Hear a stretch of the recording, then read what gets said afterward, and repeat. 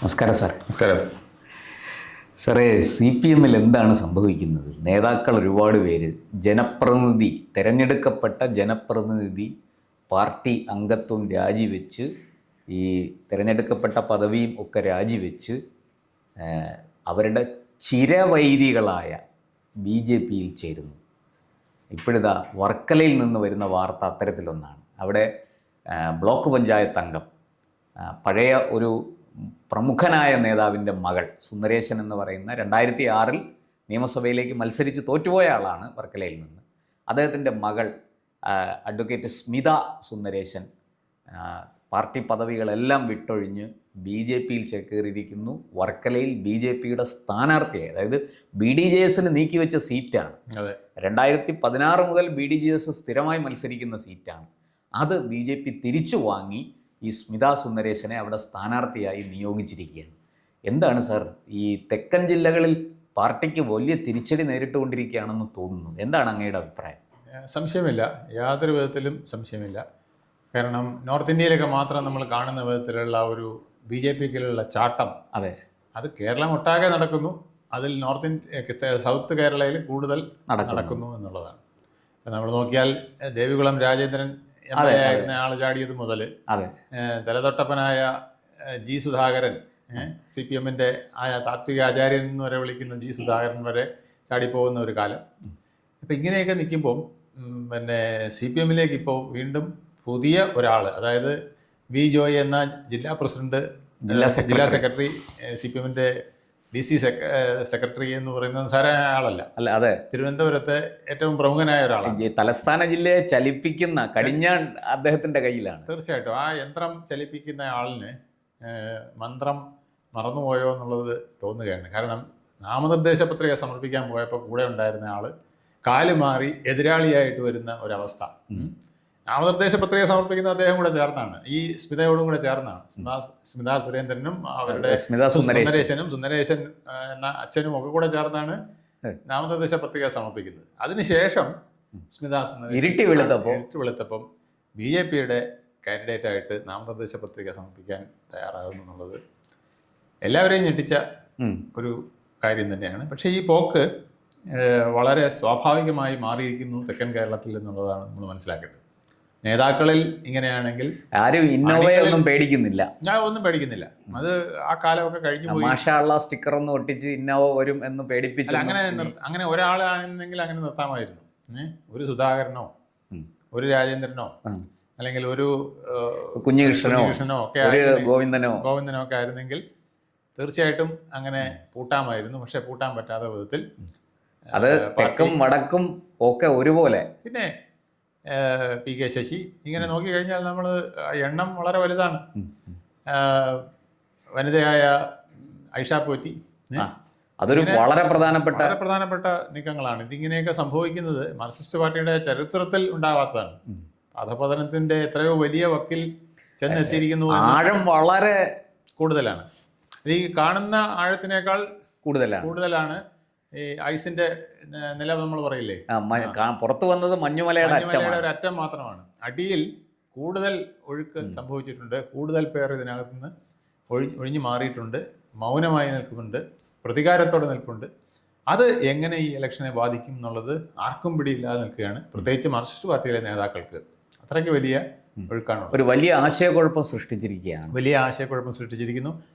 പിന്നെ നമ്മുടെ ഇറാനിൽ സംഭവിച്ച പോലെ ഈ ഇറാനിൽ ആരാണ് തൻ്റെ കൂടെ നിൽക്കുന്നതിൽ സ്പൈ എന്നറിയാൻ പറ്റാതെ, ആരെന്നറിയാൻ പറ്റാതെ ഇവൻ എന്നെ വെട്ടിക്കളയോ അവൻ എന്നെ വെട്ടിക്കളയോ നോക്കി നിൽക്കുന്ന പോലെയാണ് മാർക്സിസ്റ്റ് പാർട്ടിയിലെ പല നേതാക്കളും നീങ്ങുന്നത്. കാരണം ഓരോരുത്തരെയും നമ്മൾ എതിരാളി എവിടുന്ന് വേണമെങ്കിലും വരാം. നമ്മൾ എതിരാളിയെ നേരിടാൻ നിൽക്കുമ്പോൾ കൂടെ നിൽക്കുന്നവരെ ഇങ്ങനെ പുറകെ നിൽക്കുന്നവനെയും ഒപ്പം നോക്കിക്കൊണ്ട് വേണം മുന്നോട്ട് പോകണമെന്ന് പറയുന്ന അവസ്ഥ വളരെ പരിതാപകരമാണ്. വളരെ പരിതാപകരമായ അവസ്ഥയാണ്. അതിൻ്റെ ഏറ്റവും വലിയ ഉദാഹരണമാണ് സ്മിത പറയുന്നതും സ്മിതയുടെ അച്ഛൻ പറയുന്നതും ഒക്കെ അവർക്ക് വലിയ അവഗണന പാർട്ടിയിൽ നിന്ന് നേരിട്ടു. സാർ, ഈ മാറിക്കൊണ്ട് അവർ നടത്തിയൊരു സ്റ്റേറ്റ്മെൻറ്റ്, ന്യായവും നീതിയും നോക്കുന്നവർക്ക് CPM-ൽ നിൽക്കാൻ കഴിയില്ല, അവർക്ക് CPM-ൽ ഒരു സ്ഥാനവുമില്ല, കടുത്ത അവഗണന, അവിടെ നിലനിൽപ്പ് പോലും ചോദ്യം ചെയ്യപ്പെടില്ല. ഇതാണ് അവർ പറഞ്ഞ. ഇത് തന്നെയാണ് വടക്കോട്ടും എല്ലാവരും പറയുന്നത്. കുഞ്ഞികൃഷ്ണനും ഗോവിന്ദനും ഒക്കെ പറയുന്നത് ഇത് തന്നെയാണ്. തെറ്റ് ചൂണ്ടിക്കാണിക്കുമ്പോൾ അത് തിരുത്തുന്നതിന് പകരം ചൂണ്ടിക്കാണിക്കുന്ന ആളിനെ വേട്ടയാടുന്നു. കൂടുതൽ തെറ്റ് ചെയ്യുന്നവരെ സംരക്ഷിക്കുന്നു, അവർക്ക് മേലെ അവരോധിച്ചുകൊണ്ട് സംരക്ഷിക്കുന്നു. ഇത് തന്നെയാണ് സ്മിതയും പറയുന്നത്. സ്മിത കഴിഞ്ഞതിൻ്റെ അങ്ങനത്തെ തവണ ഏറ്റവും നല്ല ബ്ലോക്ക് പ്രസിഡന്റിനുള്ള അവാർഡ് വരെ വാങ്ങിച്ച ആളാണ്. ഇത്തവണയും ബ്ലോക്കിലേക്ക് ജയിച്ചു. പക്ഷേ അവരെ ബ്ലോക്ക് പ്രസിഡന്റ് ആക്കണ്ട, ഒരു സ്റ്റാൻഡിംഗ് കമ്മിറ്റി അംഗം പോലും ആക്കാതെ സീറോ ആക്കാനായിട്ട് അവർ ശ്രമിക്കുന്നു. അപ്പൊ ഏറ്റവും നല്ല ഐഷ പോറ്റിയോട് ചെയ്തതുപോലെ തന്നെ അതേപോലത്തെ തന്നെയുള്ളൊരു കടുത്ത അവഗണന അവർക്കുണ്ടാകും. 2021 ഐഷ പോറ്റിയെ ഒപ്പം നിർത്തിക്കൊണ്ട് സീറ്റ് ബാലഗോപാൽ പിടിച്ചെടുക്കുന്നു. ആ പിടിച്ചെടുത്തതിന് ശേഷം പിന്നെ കറിവേപ്പല പോലെ ഐഷ പോറ്റിയെ തള്ളിക്കളയുന്നു. അവരെ പാർട്ടി വേദികളിൽ പോലും മുഖം കാണിക്കാൻ കഴിയാത്ത വണ്ണം അവരെ അവഗണിക്കുകയും പുച്ഛിക്കുകയും ഒഴിവാക്കുകയും ചെയ്യുന്നു. അവർ പറഞ്ഞത് എനിക്ക് ഓവർലോഡ് ഇട്ട് തരികയാണ്. ഞാനൊരു സ്ത്രീ എന്നുള്ളത് കണക്കാക്കാതെ, എനിക്കൊരു വാഹനമോ മറ്റു സൗകര്യം ഉണ്ടെന്ന് കണക്കാക്കാതെ, ഇല്ല എന്നുള്ളത് കണക്കാക്കാതെ എന്നെ ഇട്ട് ഓടിക്കുകയാണ്. എത്താൻ പറ്റുന്ന മാക്സിമം സ്ഥലത്ത് ഞാൻ എത്തുമായിരുന്നു. എന്നിട്ട് വണ്ടി പിടിച്ചും ബസ്സിൽ കയറി അല്ലാതെയൊക്കെ ഞാൻ എത്തുന്ന പരിപാടികളൊക്കെ എത്തിയിട്ട് എന്നിട്ടും എനിക്കെതിരെ ആരോപണങ്ങൾ വന്നുകൊണ്ടിരിക്കുകയാണ്. അതിനടുത്ത് എത്തിയില്ല. അത് കുറ്റം ചുമത്തുന്ന രീതിയിൽ മനഃപൂർവ്വം പുറത്താക്കണം ഇവരെ, ആ രീതിയിലേക്ക് കൊണ്ടുവരുന്നു എന്നുള്ളതാണ്. അപ്പം ഇപ്പോൾ സ്മിത പറയുന്നതും കേൾക്കുമ്പോൾ അങ്ങനെയാണ് തോന്നുന്നത്. തന്നെ ഏറ്റവും നല്ല പഞ്ചായത്ത് പ്രസിഡന്റ് ആയിരുന്നെങ്കിൽ, ബ്ലോക്ക് പ്രസിഡന്റ് ആയിരുന്നെങ്കിൽ, രണ്ടാമത് ആയപ്പോൾ എന്തുകൊണ്ടൊരു സ്റ്റാൻഡിംഗ് കമ്മിറ്റിയിൽ പോലും എടുത്തില്ല എന്നുള്ളതാണ് അവർ ചോദിക്കുന്നത്. മനഃപൂർവ്വം മെറിറ്റ് ഉണ്ടെങ്കിൽ അത് ഡിമെറിറ്റ് ആണ്, ശരിയുണ്ടെങ്കിൽ അത് തെറ്റാണ്. ഇങ്ങനെ ഒരു ശൈലി പാർട്ടിയിൽ വന്നിരിക്കുന്നു എന്നുള്ളതാണ് വലിയ അപജയമാണ് സംഭവിച്ചിരിക്കുന്നത്. ഇത് തന്നെയാണ് കുഞ്ഞികൃഷ്ണനും ടി കെ ഗോവിന്ദനും. സാർ, അങ്ങനെയാണെങ്കിൽ ജി സുധാകരനും എല്ലാം ഈ സാഹചര്യം പാർട്ടിയെ എങ്ങനെ ബാധിക്കും? വരാൻ പോകുന്ന തെരഞ്ഞെടുപ്പിൽ വൻമരങ്ങൾ വീഴും എന്നുള്ളതാണ് പാർട്ടിയിലെ പലരും ഇപ്പോൾ സാർ, ഈ സ്മിതയുടെ വരവ്, BJP-യിലേക്കുള്ള വരവ് വർക്കലയിൽ ജോയിക്ക് വലിയ വെല്ലുവിളിയായി മാറുമോ? ജോയി പരാജയപ്പെടാനുള്ള സാധ്യത? തീർച്ചയായും. അല്ലെങ്കിൽ തന്നെ ജോയിക്ക് അവിടെ കടുത്ത വെല്ലുവിളി ഉണ്ട്. വർക്കല കഹാറും കൂടെ വന്നതോടുകൂടി മത്സരം കുറച്ചുകൂടെ കടുത്തുന്ന അവസ്ഥയാണ്.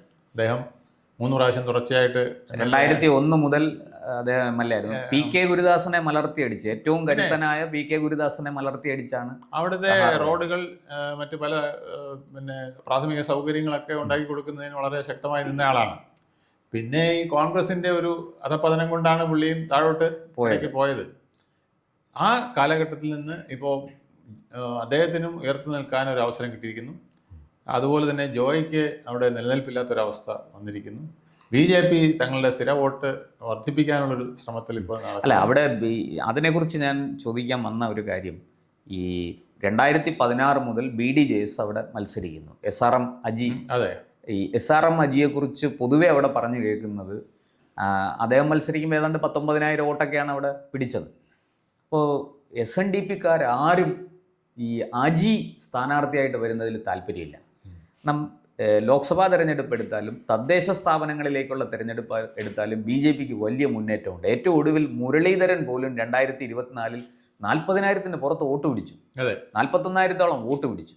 അവിടെ അടൂർ പ്രകാശും മുരളീധരനും തമ്മിലുള്ള അകലം വളരെ കുറവാണ്. ഈ ഒന്നാമതെത്തിയ ജോയിക്കും ഇവരിൽ നിന്നും വലിയ അകലമൊന്നുമില്ല. ഈ ഒരു സാഹചര്യത്തിൽ പക്ഷേ BDJS മത്സരിക്കുമ്പോൾ അതൊരു 20,000-ന് താഴെ വോട്ട് പോവുകയാണ്. അതാണ് അവിടുത്തെ BJP പ്രവർത്തകർക്ക് ഇത്ര വലിയ വിദ്വേഷം വന്നത്. താമര ചിഹ്നത്തിൽ ഒരാൾ മത്സരിക്കണം, BDJS-ന്റെ കുടം ഇവിടെ വേണ്ട എന്ന് പറഞ്ഞ്. എന്നാലും ഇത്തവണയും ആളെ മാറ്റി. അജിക്ക് പകരം ശ്രീനിവാസൻ വേണുഗോപാൽ എന്ന് പറഞ്ഞൊരു ആളിനെ മത്സരിക്കാനായിട്ട് തിരഞ്ഞെടുത്തു.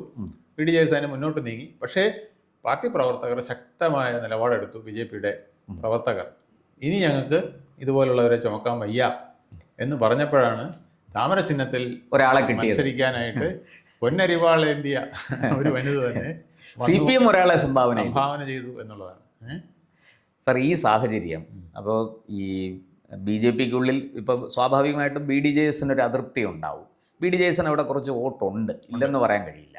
അപ്പോൾ BJP-ക്കുള്ളിൽ അല്ലെങ്കിൽ NDA-ക്കുള്ളിലെ ഈ അസ്വാരസ്യങ്ങളും അതൃപ്തിയും, അപ്പുറത്ത് CPM-നുള്ളിൽ അടപടലെ തകരാൻ നിൽക്കുന്ന ഒരു സാഹചര്യവും, ഇത് UDF-ന് അനുകൂലമായി മാറുമോ? അവിടെ UDF അനുകൂലമായി മാറാൻ വഴിയില്ല. കാരണം പിന്നെ ഇപ്പോൾ ഒരു പൊതു സന്തോഷത്തിലാണ് അവിടുത്തെ BJP പ്രവർത്തകർ. കാരണം താമര ചിഹ്നത്തിൽ വോട്ട് ചെയ്യിക്കാൻ ഒരാളെ കിട്ടിയിരിക്കുന്നു. അത് മാത്രമല്ല, എതിർചേരിയിൽ നിന്ന് പോലും നമ്മുടെ സൈഡിലേക്ക് വോട്ടിംഗ് വരും എന്നുള്ളത് ഒരു പ്രധാന ഘടകമാണ്. സാർ, അങ്ങനെ ജോയിക്ക് ഒരു വെല്ലുവിളി ഉയർത്താൻ സ്മിതയ്ക്ക് കഴിഞ്ഞേക്കും. അങ്ങനെയാണെങ്കിൽ സ്മിത മുന്നോട്ട് പോകും എന്ന് തന്നെയാണ് അവർ കരുതുന്നത്. നല്ല പ്രവർത്തകയാണ് അവർക്ക് നല്ല രാഷ്ട്രീയം അറിയുന്ന ആളാണ്. ബ്ലോക്ക് പ്രസിഡന്റിലൊക്കെ ബ്ലോക്ക് പഞ്ചായത്തിൽ 2 പ്രാവശ്യം തിരഞ്ഞെടുക്കപ്പെടണമെങ്കിൽ തീർച്ചയായും ഒരു വലിയ പ്രദേശത്തിന്റെ അനുകൂലമായ ഒരു വോട്ടും അവിടുത്തെ ഒരു പൾസ് അറിയാം. അതെ, പൾസ് അറിയാം. അപ്പോൾ ആ ഒരു കണക്കുകൂട്ടലിലാണ് അവർ മുന്നോട്ട് വന്നിരിക്കുന്നത്. BJP അവരെ തിരഞ്ഞെടുത്തിരിക്കുന്നത്. സാർ, അപ്പോൾ ഈ വാസ്തവത്തിൽ നമ്മുടെ നാട്ടിൽ ഇപ്പോൾ ഒരു ഭരണവിരുദ്ധ വികാരം ഉണ്ട് എന്ന് പറയപ്പെടുന്നു. അങ്ങനെയെങ്കിൽ അത് ആർക്ക് അനുകൂലമായി മാറും? BJPക്ക് അനുകൂലമായി മാറുമോ, അല്ല UDFന് അനുകൂലമായി മാറും? അത് തെക്കൻ കേരളത്തിൽ ഇത് ഒന്നും പറയാൻ പറ്റാത്ത അവസ്ഥയാണ്. ഒരു ശക്തമായ ത്രികോണ മത്സരം 10-35 മണ്ഡലങ്ങളിൽ വരുന്നു എന്നുള്ളതാണ് നമ്മൾ കാണേണ്ടത്. മിനിമം 30 മണ്ഡലങ്ങളെങ്കിലും ശക്തമായ ത്രികോണ മത്സരമാണ്. ഇപ്പോൾ ത്രികോണ മത്സരം എന്ന് നമ്മൾ ഒരിക്കലും പ്രതീക്ഷിക്കാത്ത സ്ഥലമാണ് വർക്കല ത്രികോണ മത്സരം. നേരത്തെ കരുനാഗപ്പള്ളി, ചാത്തന്നൂർ, ഇതൊക്കെ ഇങ്ങനെ കൊല്ലം, കൊട്ടാരക്കര ഇങ്ങനെ പ്രതീക്ഷിക്കാത്ത സ്ഥലങ്ങളിലൊക്കെ ത്രികോണ മത്സരം വരുന്ന അവസ്ഥ വന്നിരിക്കുന്നു. ഇത് ആർക്ക് ഗുണം ചെയ്യും? ആലപ്പുഴയിൽ ഇപ്പോൾ വാസ്തവത്തിൽ ഹരിപ്പാട് രമേശ് ചെന്നിത്തലയും BJPയും തമ്മിലാണ് മത്സരം. അവിടെ LDF അപ്രസക്തമായി പോയി എന്നാണ് കേൾക്കുന്നത്. അതെ, പൂർണ്ണമായി അപ്രസക്തമായി പോയി. അത് ഉണ്ടാക്കാൻ പോകുന്ന റിസൾട്ട് എന്താണെന്നുള്ളത് വളരെ ആകാംക്ഷയാണ് ഇടതു മുന്നണിക്കും NDAയ്ക്കും. കാരണം ശക്തമായ ഒരു സ്ഥാനാർത്ഥിയെ കിട്ടി. രമേശ് ചെന്നിത്തല വെള്ളം കുടിക്കുന്ന ഒരു അവസ്ഥയിലേക്ക് വരുന്നു. ഇതൊക്കെ തന്നെ പ്രധാനപ്പെട്ട നീക്കമാണ്. വർക്കലയിലും എന്തെങ്കിലുമൊക്കെ ചില അട്ടിമറികൾ സംഭവിച്ചാൽ അത്ഭുതപ്പെടണ്ട. ഇത് ഫോട്ടോ ഫിനിഷിലേക്കാണ് പോകുന്നത്. വർക്കല ഫോട്ടോ ഫിനിഷിലേക്കാണ് പോകുന്നത്. അതെ, അത് ഇപ്പം പ്രവചനം അസാധ്യമാണ്. നമുക്ക് എന്ത് സംഭവിക്കാമെന്നുള്ള അവസ്ഥ വർക്കല മാത്രമല്ല, തെക്കൻ കേരളത്തിൽ ഞാൻ പറഞ്ഞൊരു 30ഓളം മണ്ഡലങ്ങളിൽ വളരെ നിർണായകമാണ്. വളരെ നന്ദി സാർ. കൂടുതൽ വാർത്തകളും വിശേഷങ്ങളും നേരിട്ട് ലഭിക്കാൻ ജനങ്ങളിൽ നിന്ന് ജനങ്ങളിലേക്ക് ജനഭൂമി ന്യൂസ് സബ്സ്ക്രൈബ് ചെയ്യൂ. ബെൽ ബട്ടൺ അമർത്താനും മറക്കരുത്.